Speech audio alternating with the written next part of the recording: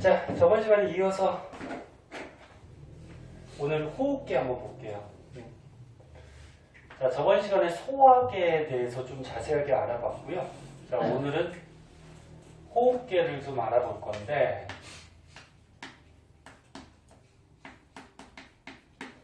이 기본적인 내용들은 너네 중학교 과정에서 한 번씩 배웠어. 기억나는 사람도 있고 안 나는 사람도 있을 텐데요. 그때 중학교 과정에서 배웠던 거 바탕으로 해서 내용들 좀 익혀두고 뒤에 응용되는 문제들 좀 풀어보고 그렇게 하면 되거든. 자, 호흡계. 너네 호흡계라 그러면은 코가 있고요. 그림을 한번 그려볼까? 코가 있고. 너네 입으로도 호흡할 수 있지만 입은 주 목적이 뭐예요? 먹는 거죠. 그죠? 그래서 입은 소화계 쪽으로 들어가고 코로 공기를 들이마시는 게 좋죠. 왜? 코에는 너네 코털하고 이렇게 끈끈한 점액질 물질이 있어서 코로 공기를 들이마셔야지 그 공기 중에 먼지나 세균 같은 걸 걸러주죠. 입으로 들이마시면 걸러줄 수가 없잖아. 그래서 코에서 이렇게 내려가면 너네 입하고 이렇게 뚫려 있어요. 양쪽에 이렇게 갈래길이 좀 있고요. 그리고 가슴 양쪽에 뭐가 있니? 폐가 있죠. 자, 그래서 다 알겠지만 호흡계라 그러면 코, 그 다음에 공기가 넘어가는 여기를 뭐라 그래? 기관, 그 다음에 양쪽에 폐에 갈라지는 이런 갈래길 같은 게 있는데 이걸 뭐라 그래? 기관지, 그치? 가만히 있으면 졸리니까 자꾸 대답하면서 수업해요. 자, 코는 아까 전에 얘기했듯이 이런 코털이나 점액질 물질이 있어서 코에서 공기 중에 먼지나 세균을 어떻게 한번 걸러주죠. 코털이라 그럴까? 코털 또는 점액질 물질. 그리고 니네 코 같은 경우에 냄새 맡는다라는 거는 기체의 냄새를 맡는 거죠. 그래서 기체들을 그냥 통틀어서 기체 화학 물질의 냄새를 맡는다 이렇게 얘기를 하죠. 그 다음에 여기 기관 쪽으로 기체가 넘어가면은 기관에도 이렇게 털들이 있거든. 이거 뭐라 그럴까? 기관에 있는 털? 섬모 들어봤어요? 섬모? 못 들어봤어? 섬모라는 털이 있어요. 얘가 또 먼지나 세균을 걸러줘요. 그러니까 폐에는 깨끗한 공기가 들어가야지 되기 때문에 요 코에서 한번 걸러주고 요 기관에서 한번 걸러주고 그래서 이제 폐로 들어갈 때는 깨끗한 공기가 들어갈 수 있도록.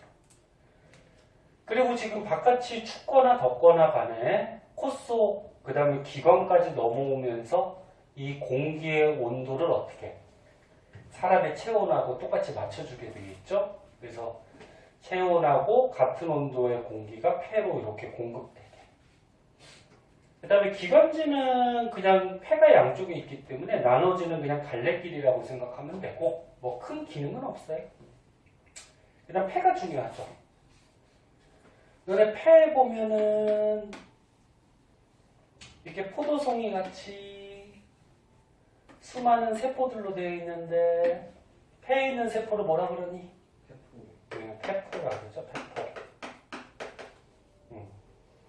그래서 저번 시간에 소화기 할 때 잠깐 얘기했는데 그 소장이 융털 같이 폐도 밋밋한 게 아니고 이렇게 둥글둥글 페포로 돼 있어서 표면적으로 어떻게 해준다 그랬어? 표면적을 넓혀주죠. 표면적을 넓혀서 기체 교환을 효율적으로 할 수 있도록 해주죠. 세포야. 세포. 그러면 조금 자세하게 보면은 이 페포가 중요하니까 페포 이렇게 세포 공기주머니에요. 공기주머니. 자, 여기 페포가 있어. 그럼 페포 주위에 뭐가 둘러싸고 있을까? 혈관. 간을 따른 모세혈관이 둘러싸고 있겠죠. 여기 뭐 그림에 있는 것 같이 이렇게 공기주머니 페포들이 있으면 모세혈관들이 둘러싸고 있어요. 그래야지 모세혈관하고 이 페포 사이에 기체를 교환할 수 있겠죠. 그때 봐봐. 너는 심장에서 펌프질하면은 심장에서 이렇게 폐로 가는 혈관이 있어요. 심장에서 여기 폐로 가는 혈관. 요거 이름은 폐동맥이라고 해요. 조금 있다가 요거 밑에서 순환계, 혈액순환에 대해서 배울 거거든. 근데 너네 중학교 과정에서 한번 배워서 기억나는 사람이 있을 거야. 심장에서 폐로 혈액이 공급되는 혈관, 폐동맥. 그리고 이제 모세혈관을 거쳐서 다시 폐에서 심장으로 피가 가는데 폐에서 심장으로 가는 혈관. 이거 뭐야? 회전맥. 이렇게 되는 거지. 그러면 온몸에서 너네 세포 호흡을 하고 나서 세포 호흡은 저번에 배웠죠? 기억나? 세포 호흡이 뭐라 그랬어? 우리 몸의 세포들이 영양소를 어떻게 분해해서 에너지를 생산하죠. 그 과정에서 이제 노폐물, 공기 중에서는 이산화탄소가 발생하죠. 그래서 몸에서 세포에서 이산화탄소가 발생하면 폐로 와서 이 이산화탄소를 폐 쪽으로 줘서 숨을 쉴 때 바깥쪽으로 빼주게 되겠지. 그리고 다시 받아가는 건 뭐니? 산소를 다시 받아갖고 우리 몸에 다시 공급을 해줘야 되겠죠. 세포들한테. 그래서 이 페포하고 모세혈관 사이에서는 이런 이산화탄소나 산소, 기체 교환들이 일어나는데 여기서 이 기체들을 교환하는 원리가 무슨 현상이지? 확산이라고 그러죠. 확산, 뭐 1학년 때 통합과학 때도 배웠듯이 확산은 많은 쪽, 고농도 쪽에서 적은 쪽, 저농도 쪽으로 어떤 물질이 퍼져나가는 현상을 얘기하죠. 그리고 온몸에서 이산화탄소를 갖고 오면 혈액 속에 이산화탄소가 많이 있고 페포 속에는 적으니까 확산 현상으로 이산화탄소가 페포 쪽으로 빠져나가는 거고, 그 다음에 산소가 들어오면은 폐 쪽에 페포에 산소가 많고 혈액에는 이제 온몸의 세포들이 산소 갖고 세포호흡을 했으니까 부족하겠죠. 그래서 많은 쪽에서 적은 쪽으로 마찬가지 무슨 현상? 확산 현상으로 기체가 공급이 되겠죠. 근데 이 혈액 속에는 뭐 산소, 이산화탄소 여러 가지 기체들이 들어있기 때문에 이렇게도 표현을 해요. 문제 풀다 보면 이산화탄소 분압이 높은 곳에서 이산화탄소 분압이 낮은 쪽으로 확산된다. 분압이라 그러면 기체들이 여러 개 있을 때 요 기체만 해당하는 압력, 부분 압력이라고 생각하면 돼. 저는가? 눈 똑바로 안 떠. 어디 아파? 어디 아파? 왜 몸 안 좋아? 진짜야? 졸린 거 아니고? 그래요. 많이 아프면 얘기하고. 자, 보자. 자, 그래서 확산 현상으로 기체들이 이렇게 교환한다. 요거까지 좀 알아두도록 하시고, 거기에서 호흡의 종류가 크게 두 가지가 있는데, 니네 외호흡, 내호흡 들어갔나? 요게 책에 그림이 있을 거예요. 한번 볼게요. 몇 쪽에 있냐면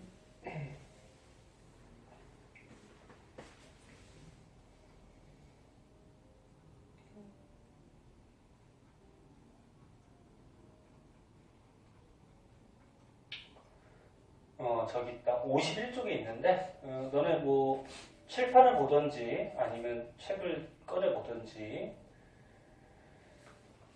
자, 51쪽에 보면은, 요것도 중학교 때 배우는 학교들이 있어요. 얘를 간단하게 그려볼게. 제목을 호흡의 종류라고 할까? 자, 여기 페포가 있다고 하자. 간단하게 이렇게 동그라미로 그릴게요. 그리고 페포 주위에 모세혈관들이 이렇게 둘러싸고 있는데, 이 혈관은 이제 심장을 거쳐서 우리 몸의 세포들로 가죠. 우리 몸의 세포들을 조직세포라고도 얘기하지. 그래서 여기가 이제 우리 몸의 조직세포라고 하자. 그럼 우리는 저번 시간에 배웠듯이 우리 몸의 세포들이 세포호흡을 해요. 세포호흡을 해서 에너지를 발생시켜야죠. 그래야지 체온 유지도 하고 우리가 생명활동에도 이용이 되겠죠. 세포호흡은 세포 속에 어디서 한다 그랬어? 세포 소기관 중에 미토콘드리아 기억나니? 미토콘드리아에서 세포호흡을 하는데 세포호흡 과정은 영양소를 분해해서 에너지를 발생시키는 거니까. 근데 영양소 분해할 때 산소가 있으면 영양소가 효율적으로 분해돼서 에너지가 많이 발생한다 그랬어요. 그죠? 산소 없이 호흡할 수도 있지만 그러면 영양소가 잘 분해가 안 된다 그랬죠. 그래서 에너지 발생량이 적다 그랬고. 그리고 세포호흡하면은 노폐물이 뭐 이산화탄소, 물 같은 거 이렇게 나오고. 기억나지?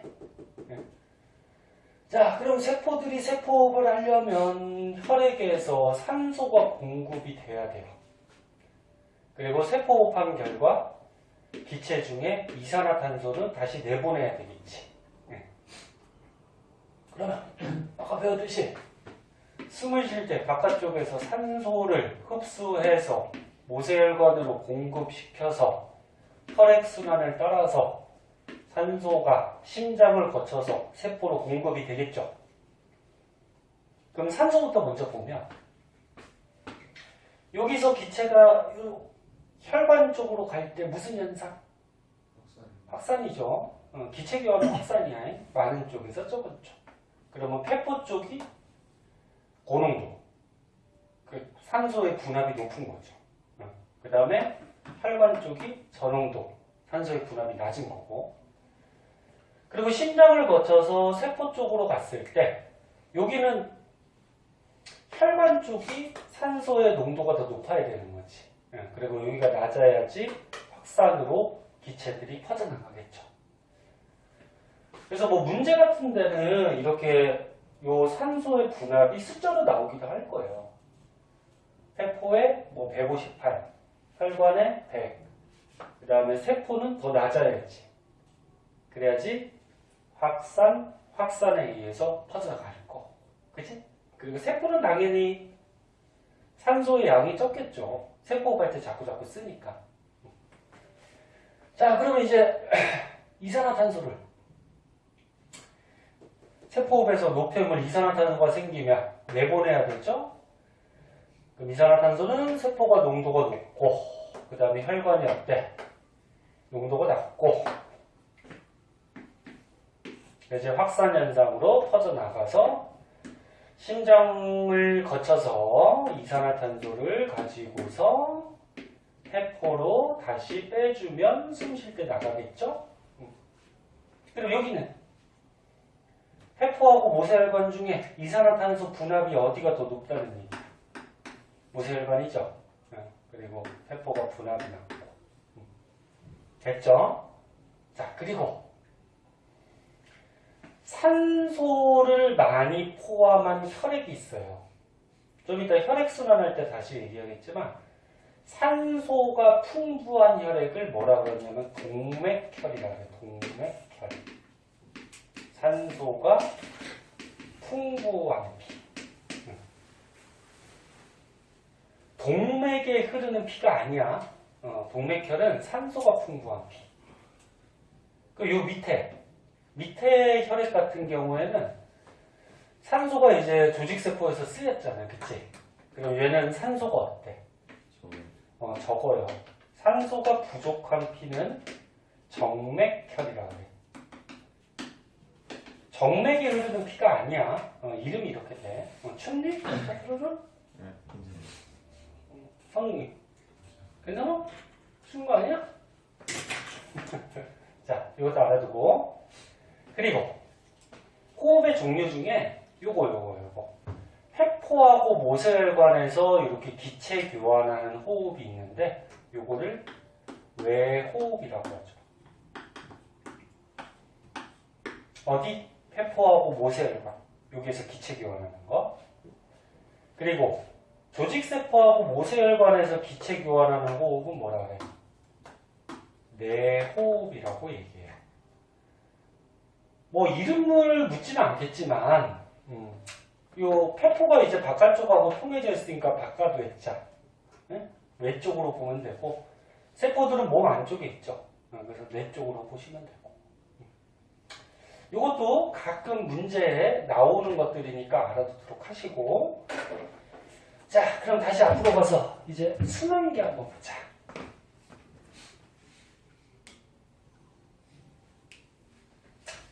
순환계를 한번 보도록 할게요.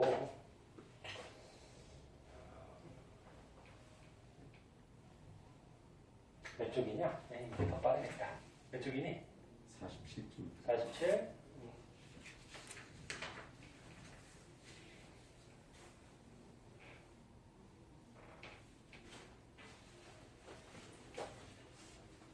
순환계.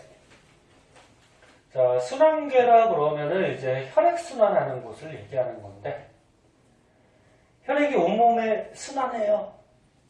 혈액순환할 수 있도록 혈액을 밀어주는 곳이 어디야? 심장이요. 심장이죠? 심장 박동에 의해서. 그치? 심장은 근육이 있니, 없니? 있죠. 심장은 근육이 있죠. 그래서 이것도 착용자만 알아두는데, 심장은 근육이 있어서 스스로 운동을 해요. 그래서 심장박동 펌프질 해갖고 피를 공급하거든. 폐는 근육이 있니 없니? 있지 않을까요?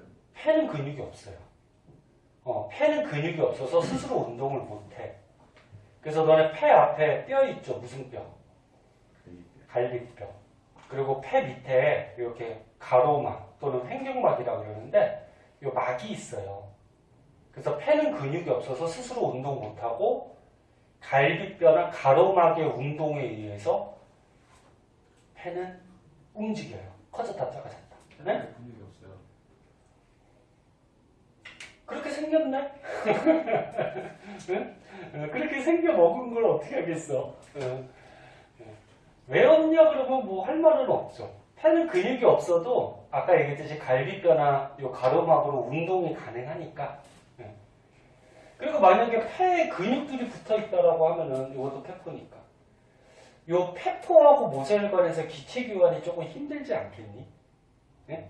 근육이라는 게 이게 세포 덩어리, 움직일 수 있는 근육인데. 근데 그러면 근육세포 사이사이에 샌드위치처럼 혈관이 들어가면 되잖아요.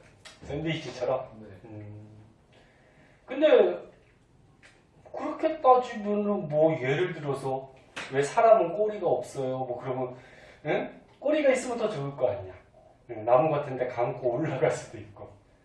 그러니까 뭐야? 과학자들이 여태까지 이제 사람들을 연구하면서 밝혀낸 거지. 원래 사람이 이렇게 생겨 먹은 거잖아. 그치? 폐는 근육이 없어요. 다른 걸로 운동을 할 수 있기 때문에. 자, 그럼 이제 순환계 한번 보자.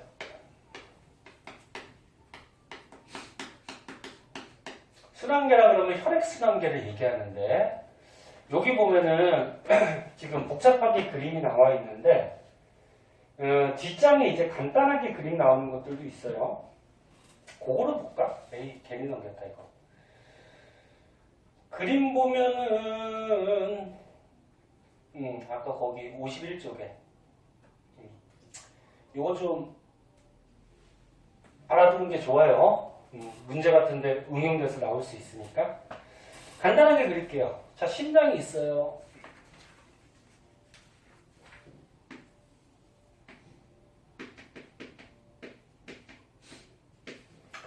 자, 심장을 그냥 방패 모양 같이 그렸어. 심장 가운데 이렇게 막혀 있고요. 너네 심장에 이제 혈관들이 연결이 돼 있는데, 여러 개의 혈관들이 연결이 돼 있어. 근데 크게 설명하기 위해서 혈액이 이렇게 심장에서 나가는 혈관이 있고요. 심장으로 들어오는 혈관이 있어요.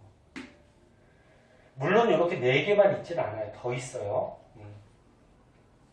그때 심장이 혈액이 들어있는데 혈액이 들어있는 요 방이 몇 개가 있지? 4개가 있죠. 위에 있는 조그만 방을 뭐라 그래? 심방이라고 일단 얘기하지. 심방. 밑에 있는 큰 방은 뭐라 그래? 심실이라고 하죠. 알겠지만 정리해봐. 그리고 이쪽 너네가 볼 때 왼쪽인데 요게 우심방이니 좌심방이니? 우심방이요. 우심방이죠. 여기가 우심실. 왜 이러니? 너네가 볼 때 왼쪽이니까 왼쪽을 한자로 하면 뭐야? 왼차지.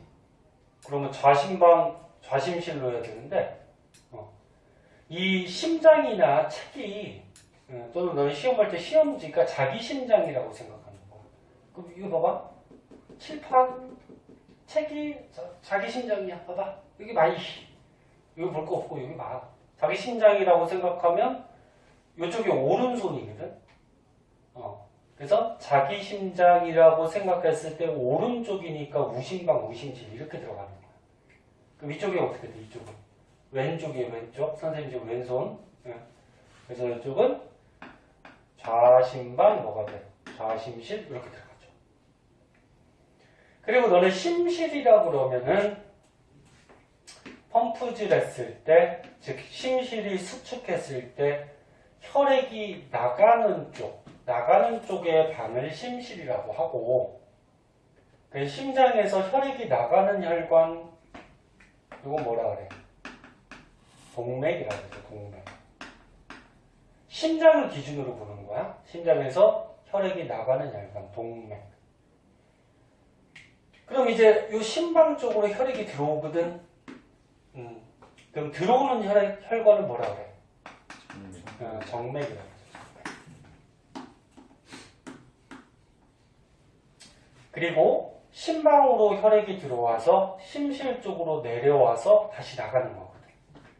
그때 요 심방하고 심실 사이에 요런 막이 있어요. 요거 무슨 막이라 그러니?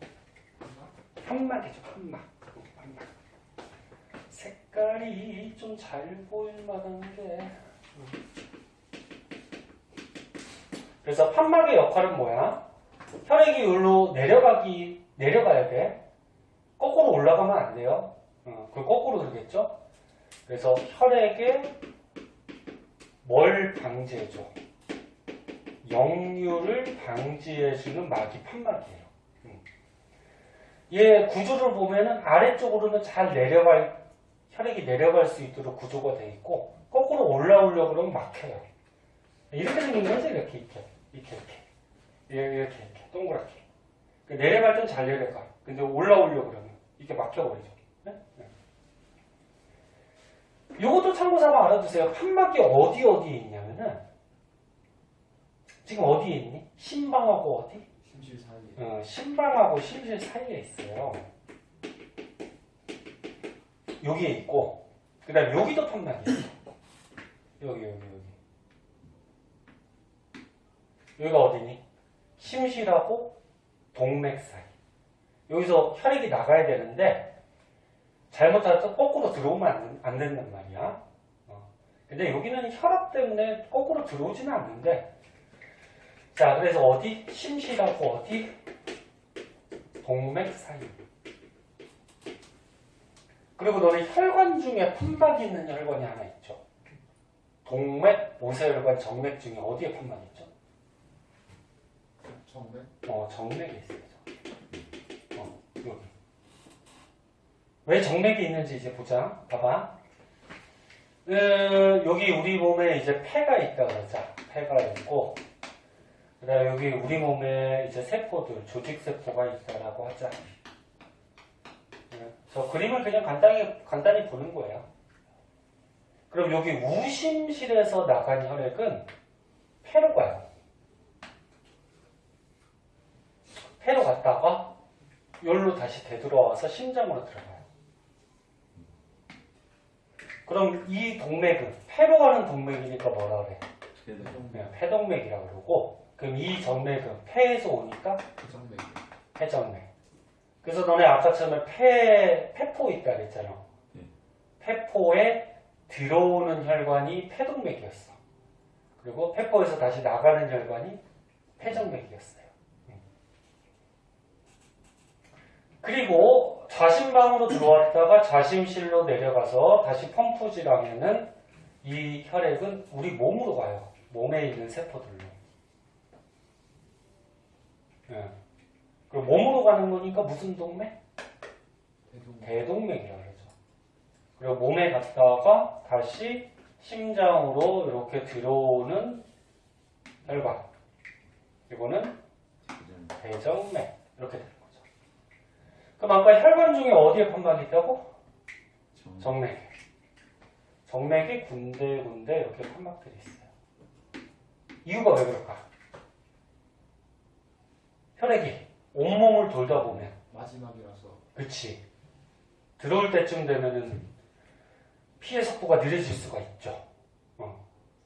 그리고 혈압도 낮아지겠지.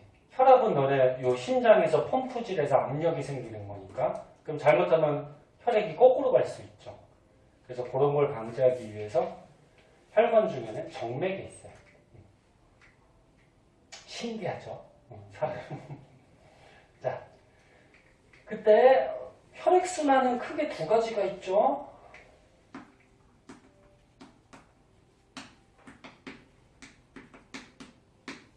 폐로 순환할 때 폐순환이라고.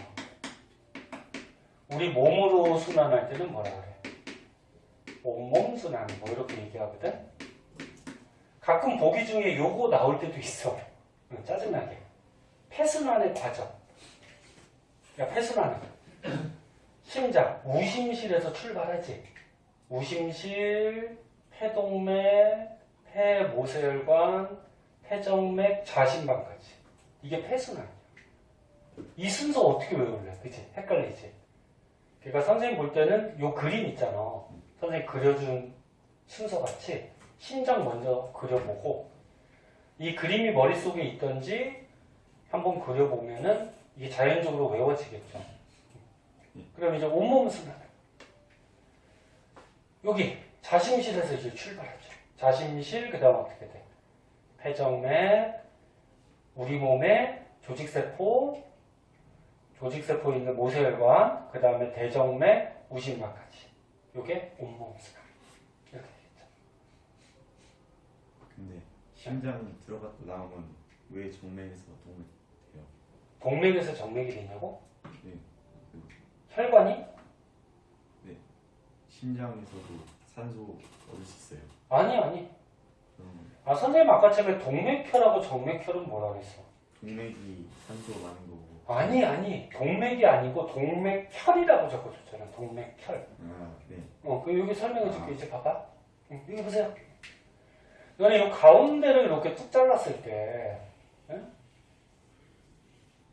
니네 이 오른쪽에 있는 혈액들은 산소가 풍부해요. 왜? 폐에서 어떻게 돼? 산소를 받아가지고, 그지? 확산 현상으로 받아서 혈액에 섞여서, 산소는 누가 운반하니? 헤모글로빈. 적혈구의 헤모글로빈이 운반하죠. 그래서 적혈구 헤모글로빈이 산소를 가지고 심장을 거쳐서 어떻게 돼? 쭉 와서 우리 몸에 산소를 공급해 주는 거야. 세포들한테. 그치? 그럼 이 산소 갖고 세포호흡을 하겠죠. 그래서 이 그림에서 오른쪽에 있는 혈관들은 산소가 풍부해. 산소가 풍부한 피를 뭐라 그랬어? 동맥혈이라고. 동맥이 아니고. 그러면 동맥혈이 흐르는 곳은 대동맥, 폐정맥, 좌심방, 좌심실이 동맥혈이 흐르는 거야. 응, 무슨 말인지 알겠어? 동맥혈이 동맥만 얘기하는 게 아니야. 산소 풍부한 피를 동맥혈이라고 해. 오케이? 그럼 이쪽은 어떻게 돼? 정맥. 예, 산소가 세포들한테 공급되면은 세포 호흡하면 이산화탄소가 들어오겠죠. 이산화탄소는 니네 누가 운반해? 혈액 속에. 그냥 지 혼자 가는 거 아니에요? 지 혼자 어떻게 해? 녹아서. 그래, 혈액 속에 녹아서 가는데 누가 운반해? 혈액에 성분이 뭐 있는데? 예술이랑. 어? 크게 봐서 적혈구 있지. 그다음 또 뭐 있어? 백혈. 백혈구. 그다음 또 혈소판 들어봤어? 혈장 들어봤어요? 요 적혈구, 백혈구, 혈소판이 혈액에 있는 고체 성분이고 혈장은 요 고체 성분 빼고 액체 성분. 피가 물이잖아. 네? 그럼 산소는 적혈구가 운반하죠. 누구? 적혈구 속에 누구? 헤모글로빈이라는 단백질이 있어요. 응? 제가 운반해요. 그럼 이산화탄소는 누가 운반하냐 그거지. 누가 운반할까? 혈장이 보통 운반하고요. 그러니까 피 속에 물이 보통 이산화탄소 녹여서 운반하고 적혈구도 조금 운반하긴 해요. 근데 일반적으로는 그냥 혈장이 운반한다 그렇게 얘기는 하긴 하는데 산소 운반은 무조건 적혈구고 그래서 이산화탄소 약간 애매해서 이거는 뭐 누가 운반하는지는 잘 안 나와. 그러니까 어차피 나왔으니까 백혈구는 뭐하니 그러면? 백혈구. 그냥 면역세포 아니에요? 그치, 면역세포죠. 그러니까 그 병원체를 잡아먹는, 죽여주는. 그래서 이제 요 생명 뒤에서 면역작용, 응? 항원, 항체 반응 뭐 이런 것도 배우거든? 그때 다시 한번 나올 거야. 혈소판은 뭐하니? 피 듣게 해줘. 그치, 상처 났을 때 피가 저기 몸 밖으로 나왔을 때 걔를 이제 응고시켜서 굳혀주는 그런 역할을 하죠. 자, 그러면 이쪽 왼쪽은 어때? 산소가 부족하지? 산소 부족한 피는 뭐라고? 정맥혈이라고. 그러면 정맥혈이 흐르는 곳은 대정맥, 우심방, 우심실, 폐동맥이 정맥혈이라 그래서 정맥만 흐르는 게 아니라 동맥에도 가는 거야. 그래서 이산화탄소 가지고 폐에서 빼주겠죠. 자, 그래서 혈액순환 과정 한 번씩 봐두시고요.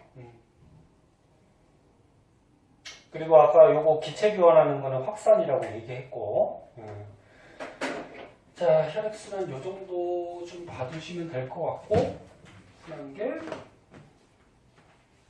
저는 뭐 많이 힘들어? 좀 오늘 말이 없는 거 보니까 몸이 안 좋나 보네?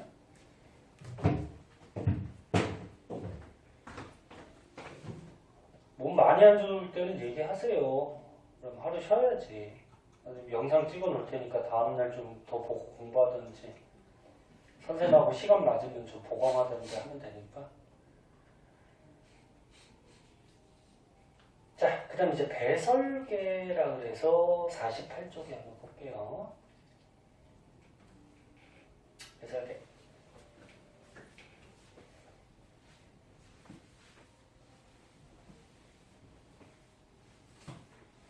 자, 이거 조금만 보고 잠깐만 쉴게. 봐봐.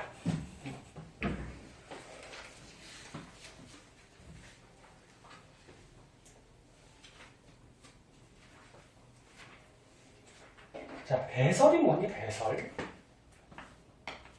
노폐물. 노폐물 내보내는 거죠? 그 똥 싸는 거 얘기하는 거 아니야. 오줌 얘기하죠, 오줌. 오줌이 노폐물이죠. 그래서 니네 그 오줌 만드는 곳이 어디니? 콩팥이죠, 콩팥. 노폐물 걸려서. 그래서 너네 허리 뒤쪽에 보면은 이렇게 강낭콩 모양으로 콩팥이 있어요. 두 개가 있죠. 자, 두 개가 있는데 콩팥에서 이제 혈액 속에 어떻게 노폐물을 걸러주죠. 걸러서 이제 오줌으로 만들면 그 노폐물이 오줌관을 따라서 어디에 모여? 방광이. 방광이 모이죠. 그 방광에 모였다가 오줌이 많이 쌓이면 오줌이 많이 있겠지? 그럼 요도를 따라서 오줌이 나가죠. 요게 이제 배설계 쪽이 되는 건데 중요한 거는 이제 노폐물 거르는 콩팥이 중요한 거죠. 그래서 책에는 지금 콩팥에 대해서 자세하게 안 나오는데 또 문제는 또 나와요, 이게. 그래서 좀 알고 계셔야 돼. 그 콩팥에 대해서 알아보기 전에 요거부터 보자. 봐봐. 우리가 저번 시간부터 배웠던 세포 호흡 있잖아요. 세포 호흡 다시 한번 보면은 우리 몸속에 영양소를 분해해서 세포들이 살아갈 수 있는 에너지를 발생시키는 거고, 그때 산소가 필요하다고 그랬고, 노폐물이 뭐가 나와? 이산화탄소랑 물 같은 게 나오는 거지. 근데 너네 에너지를 낼 수 있는 영양소 어떤 영양소가 있어? 탄수화물. 3대 영양소죠. 이건 뭐 초등학교 때부터 나오잖아. 탄수화물, 지방, 단백질. 이것도 중학교 때 배웠어. 근데 탄단지, 이 3대 영양소는 CHO라는 원소로 구성이 되어 있는데 단백질만 질소라는 원소가 더 결합이 되어 있어요. 그러니까 이 원소들이 결합해 있는 고분자들이야, 고분자. 근데 얘네들이 CHO로 보통 구성이 되어 있는데 얘네가 산소랑 반응을 하면 탄소가 산소랑 반응하면 뭐가 나오니? 이산화탄소가 나올 거고 수소가 산소랑 결합하면 뭐가 나오니? 물이 나오죠. 그럼 이 이산화탄소는 이제 노폐물이니까 빼줘야 돼. 그럼 어디를 통해서 몸 밖으로 내보내겠니? 폐를 통해서 내보내는 거지. 그러니까 숨을 쉬었을 때 호흡계를 통해서. 그럼 여기서 나오는 물은 우리 몸에 쓰이고 남는 거는 내보내야 되겠지, 그치? 그럼 어디로 내보내겠니? 콩팥을 통해서 오줌으로 내보내겠지, 그치? 대부분 이렇게 내보내는데 폐로도 물이 좀 증발해서 날아가요. 그래서 너네 숨 쉴 때 이렇게 입김이나 이렇게 선생님 같이 마스크 쓰고 있으면 습기가 차잖아. 그러니까 폐를 통해서도 물이 증발해서 나갈 수도 있다. 그리고 요거 있잖아요. 단백질. 단백질 같은 경우에는 이산화탄소하고 물도 나오는데 요 질소 때문에 한 가지 노폐물이 더 나오지. 기억하니? 암모니아. 그치, 암모니아. 암모니아라는 노폐물이 나오는데 암모니아가 독성이 있죠, 독성. 독성이 있어서 우리 몸의 기관 중에 이런 독성을 해독하는 곳이 어디예요? 간이요. 간이죠. 그래서 단백질로 세포들이 호흡하고 나면 암모니아 노폐물 얘가 나올 때 간에서 해독을 해서 요소라는 물질로 바꿔요. 요소는 확실히 좀 복잡하고 어려워요. 그래서 그냥 요소라고 알아두시면 되고 요 요소는 이제 독성이 좀 제거된 물질이고 그럼 얘도 이제 노폐물이니까 어떻게 해? 배출해야 돼. 그럼 어디를 통해서 배출할까? 콩팥. 그렇지. 요 콩팥을 통해서 오줌으로 배출하죠.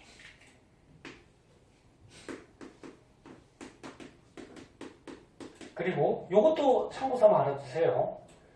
암모니아는 분자 덩어리가 조그마한 저분자예요. 이거. 그리고 간에서 해독돼서 요소로 바뀌면 얘는 덩어리가 큰 고분자야. 그러면 간에서 요 암모니아를 요소로 바꾸는 거는 저분자를 고분자로 바꾸는 거니까 동환이 이완이? 동화작용이죠. 이건 동화작용. 이것도 참고삼아 알아두고. 자, 그래서 우리 몸의 세포호흡으로 생긴 노폐물들은 이런 곳을 통해서 배출이 되더라. 네? 거기까지 하고 요 콩팥 안에서 어떤 작용이 일어나는지 조금만 쉬었다가 할게요. 네? 졸린 사람은 잠깐 누웠다가 할게요.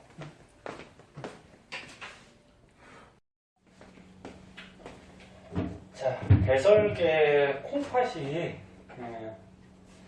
여기 뭐 간단하게 나온 거 아까 전에 선생님 적어준 거 있잖아요.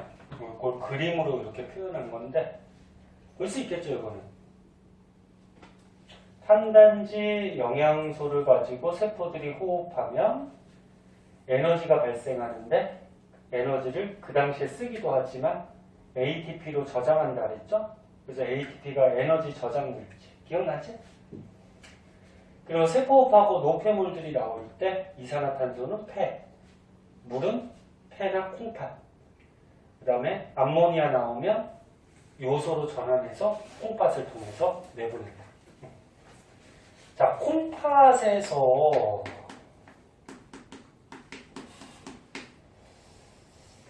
요 안에서 하는 기능이 있는데 가끔 문제에 이게 나오더라고. 그래서 다 알아두는 게 좋겠죠. 응? 콩팥에 보면은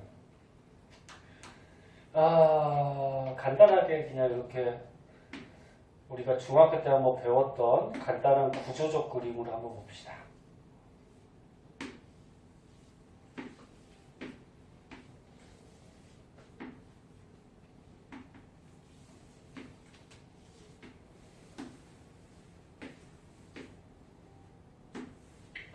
자, 콩팥 안에 보면은 콩팥이 이렇게 있어요. 안에 보면은 콩팥으로 들어오는 혈관이 있는데 이게 뭐냐면 콩팥 동맥이에요. 아니 아까 전에 심장에서 혈액이 나가는 게 동맥이라고 했죠. 심장에서 혈액이 나가서 콩팥 쪽으로 오면 콩팥 동맥으로 들어가요. 여기서 다시 나갈 때는 콩팥 정맥이라고 그러죠. 자, 여기 실제로 콩팥 안에 있는 구조는 아니에요. 그냥 모식적 간단하게 그려놓은 거거든. 콩팥에 피가 들어와요. 콩팥 동맥. 그리고 콩팥에서 피가 나가요. 콩팥 정맥. 그리고 동맥하고 정맥 사이에 모세혈관이 연결이 되어 있겠죠. 그래서 콩팥 안에 모세혈관들이 있는데 콩팥에 혈관이 모세혈관이 막 꼬여져 있는 곳이 있어요. 사구체라고 들어본 건 같아. 콩팥 안에 혈관이 꼬여져 있는 곳 사구체. 이 사구체 주위에 주머니 같은 게 있는데 이거를 보먼 주머니라고 해요. 근데 이 사구체에서 보먼 주머니로 여러 가지 물질들을 여과시키죠. 걸러줘요. 그럼 여기 걸러주는 물질이 뭐가 있냐면 물 내려와요. 그 다음에 아까 암모니아가 변한 요소도 내려와요. 그런데 포도당이나 아미노산 같은 영양소들도 입자가 작아서 여기서 걸러서 내려올 수가 있어. 그 다음 뭐 무기염류, 뭐 칼슘, 철분 이런 것들도 내려오기도 해요. 자, 그런데 이런 물 같은 경우에 몸에서 쓰이고 남은 게 왔기 때문에 이제 오줌으로 어떻게 돼? 버려지겠죠? 그리고 요소도 당연히 노폐물이니까 오줌 속으로 나가요. 근데 여기 입자가 작아서 걸러진 포도당 같은 경우에는 몸에 필요한 거잖아. 그럼 이게 요 관을 세뇨관이라고 그러죠. 다 들어봤을 거예요. 세뇨관을 따라서 오다가 우리 몸에 필요한 영양소 같은 경우에는 우리 몸의 혈관에서 다시 어떻게 흡수를 해버리죠. 그래서 오줌 속에 정상인이라고 하면 포도당이 빠져나가지 않아요. 오줌 속에 포도당이 빠져나가는 사람도 있어요. 무슨 병 걸린 사람. 무슨 병? 당뇨병. 당뇨병 걸린 사람은 이제 몸속에 포도당이 너무 많아서 재흡수가 되더라도 빠져나가요. 무기염류도 몸에 필요한 만큼은 흡수될 수 있는데 얘 남는 게 그냥 오줌으로 빠져나가죠. 그리고 이 사구체에서 보먼주머니로 이런 것들을 여과시켰지만 아직 남아있는 노폐물이 있으면 남아있는 노폐물을 요 모세혈관에서 세뇨관 쪽으로 분비를 시키죠. 그래서 필요한 영양소는 우리 몸에서 다시 흡수해서 가고요. 노폐물을 내보내서 콩팥 안에서 노폐물이 쌓여져 있는 곳을 뭐라 해요? 콩팥 깔때기라고 하죠. 여기까지가 콩팥 아니야. 그럼 여기서 오줌이 모이면 어떻게 돼? 콩팥 바깥쪽에 오줌관을 따라서 방광으로 가는 거지. 그럼 여기 콩팥 동맥은 노폐물이 많았다가 노폐물을 오줌으로 빼주고 콩팥 정맥이 나갈 때는 노폐물의 양이 적어지겠죠. 뭐 이런 과정이 일어났죠. 콩팥에서. 그래서 여과, 제흡수, 분비. 근데 뭐 추가적으로 어차피 했으니까 하나만 더 알아둘까? 콩팥에서 중요한 곳, 여기 사구체, 보먼주머니, 세뇨관, 요거 세 개를 합해서 이름을 정했죠. 콩팥의 기본 단위. 이름 뭐지? 콩팥의 기본 단위? 네프론. 네프론이라 해서 요거 사구체, 보먼주머니, 세뇨관, 요거를 합해서 콩팥의 기본 단위 네프론이라고 하고, 콩팥 안에는 이 네프론이 많아요. 이런 구조가 많이 있어요. 하나만 있는 게 아니야. 그리고 뭐 이런 것도 알아둘까? 이 사구체에서 보먼주머니로 물질이 여과될 때 입자가 작은 것들만 여과가 되고 저런 거 아직 소화가 안 된 뭐 단백질 같은 거나 아니면 몸에서 이제 단백질이 합성된 단백질이나 그 다음에 피 속의 혈구 이런 거는 여과가 될까 안 될까? 이건 여과가 안 돼요. 덩어리가 커서 분자 덩어리가 커서 여과될 수가 없어. 가끔 문제 조금 응용해서 나오는 것들이 있어서 가르쳐 준 거고 이 책에 소개가 안 됐듯이 잘 나오진 않아요. 근데 알아두는 게 좋죠 뭐. 자 그러면 다 했어 이제. 요 밑에 탐구가 하나 있네. 탐구 이거 보고 가자. 자, 탐구를 하나 봅시다. 과학은 실험 탐구도 중요하니까.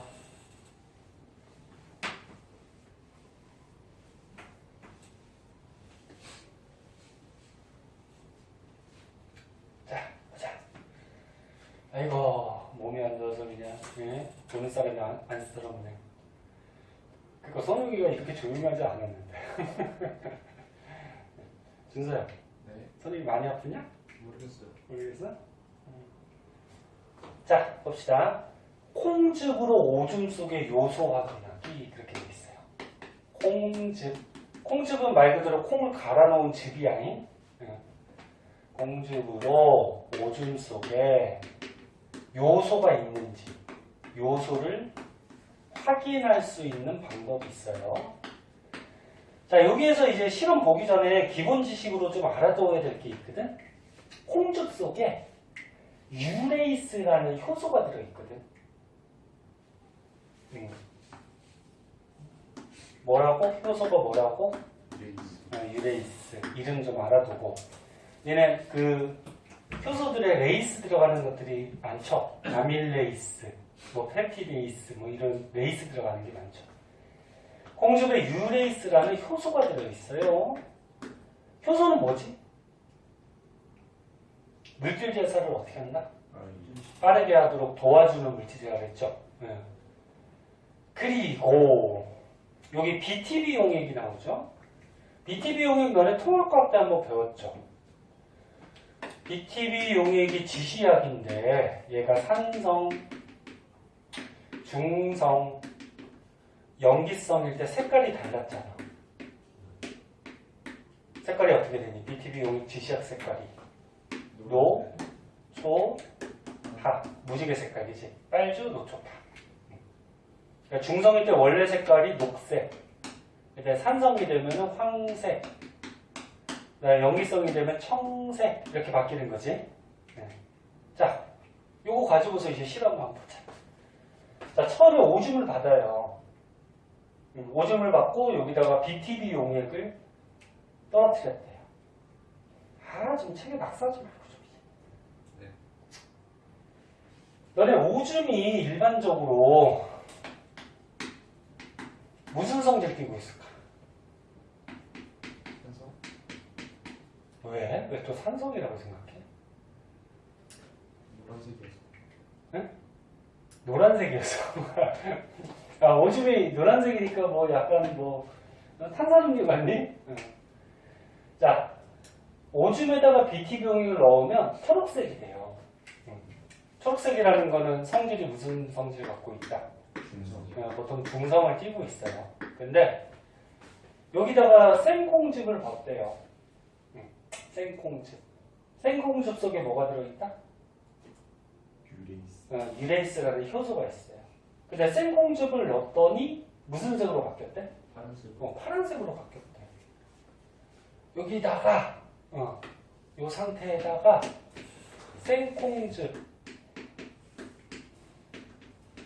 유레이스라는 효소가 들어가 있는 생콩즙을 벗더니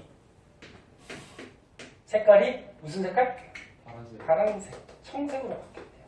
그럼 무슨 성질이 된 거야? 염기성. 염기성이 된 거죠. 이 갑자기 왜 이럴까 이거? 제목 속에 우리가 뭐 확인한대? 요소 반응. 요소. 그럼 이거 왜 이럴까 이거? 우주 안에 암모니아가 있으니까 암모니아가 있어서. 그게 분해가 돼서 암모니아가 아까 더 고분자라 그러지 않았니? 선생님이? 아까? 아니, 암모니아가 저분자고 요소가 고분자라 그랬지 선생님이. 그치? 근데 암모니아가 분해돼서가 아니고 거꾸로지. 오줌 속에 잘 봐. 요소가 있단 말이야. 네? 일반적으로. 그 요소가 있으면 생콩즙을 붓게 되면 여기 유레이스라는 효소가 들어가죠. 그럼 이 요소가 이 효소의 작용에 의해서 분해가 돼요. 그럼 요소가 분해가 되면 뭘로 바뀔까? 암모니아가 되는 거예요. 아까 처음에 너네 암모니아는 독성이 있는데 얘가 저분자라고 했지. 저분자. 그래서 독성이 있어서 간에서 요소로 고분자로 바꿔준다 그랬잖아. 그치? 네. 이건 거꾸로지. 거꾸로. 오줌 속에 요소가 있는데, 즉 고분자가 있는데 여기 유레이스라는 효소가 첨가가 돼서 이 요소를 암모니아로 어떻게 한 거야? 분해시킨 거죠. 그럼 동화야 이화야? 이화. 이화작용이라는 거지 이거. 그럼 너네 암모니아가 됐어. 암모니아는 그 통합과학에서 배웠듯이 어떤 성질을 띠고 있어? 염기성. 염기성 띠죠. 염기성. 그치? 기억나니? 암모니아 염기성 물질? 그래서 암모니아가 생기면서 염기성 띠니까 BTB가 파란색으로 바뀌는 거야. 그러면 다시 정리하면 봐봐. 오줌에 BTB 용액을 넣었을 때 초록색을 띠고 있었는데 생콩즙을 벗더니 파란색으로 바뀌었다라는 거는 암모니아가 생성이 된 거니까 오줌 속에 요소가 있다 없다? 있다라는 거지. 근데 생콩즙을 벗어도 이 BTB 용액 색깔이 그대로 초록색으로 남아있다라고 하면은 암모니아가 생성이 안 된 거지. 그리고 오줌 속에 요소가 없다. 없었다는 얘기지. 이해됐나? 네. 이런 실험이에요. 그래서 실험 과정이나 이거 좀 알아두도록 하시고.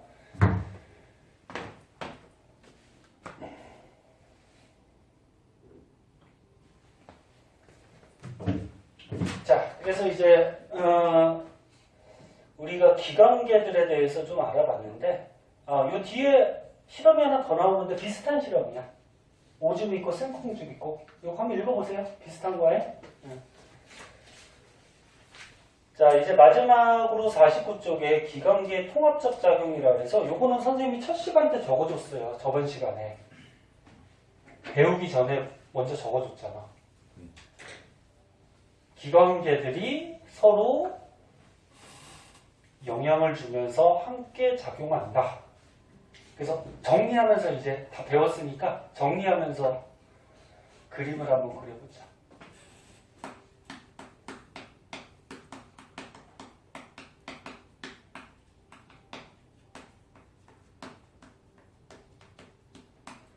자, 우리가 호흡을 해. 호흡계. 그 다음에 음식을 먹어서 소화시킬 수 있는 소화계. 그 다음에 혈액을 순환시키는 뭐 순환계.